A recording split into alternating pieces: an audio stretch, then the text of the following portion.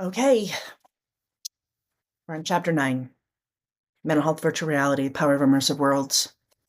If you're just new here, I'm doing all these videos chapter by chapter for this new book that I edited, and I'm highlighting the work of the amazing authors who have contributed to this book. And this chapter is interesting to me even more so, not just the topic, but it's so far ahead of the conversations that were happening because, as I've mentioned in other videos, books take quite some time to get from writing the chapter to on your shelf. And this book had some changes in there. I was going to publish it, self-publish it, and then decided that was a lot more work than I had time for. So I went to Wiley and said, hey, I have this book. It's pretty much finished. What do you think? And they jumped on it, and they were very supportive and have been fantastic in this. And it takes time.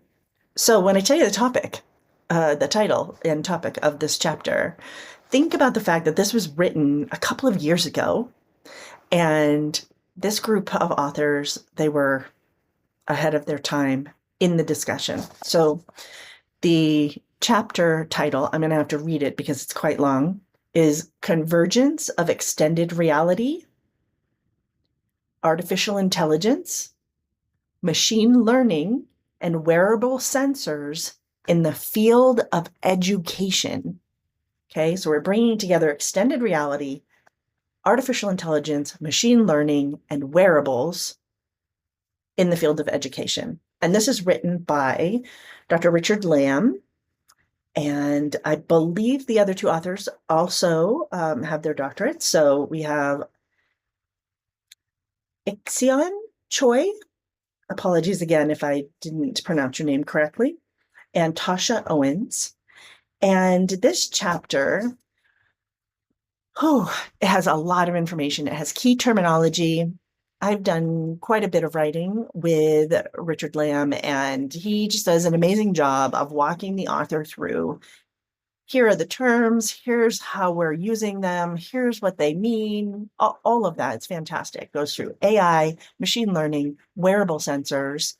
And again, these things can change over time, but it's written in a way that will stand the test of time. Because even if certain components aren't exactly the same 10 years from now, or even today versus 2 years ago, the fundamentals and the foundation are this staying stable in a way that allows us either to use it directly, to extrapolate, to bridge to new things, all of that.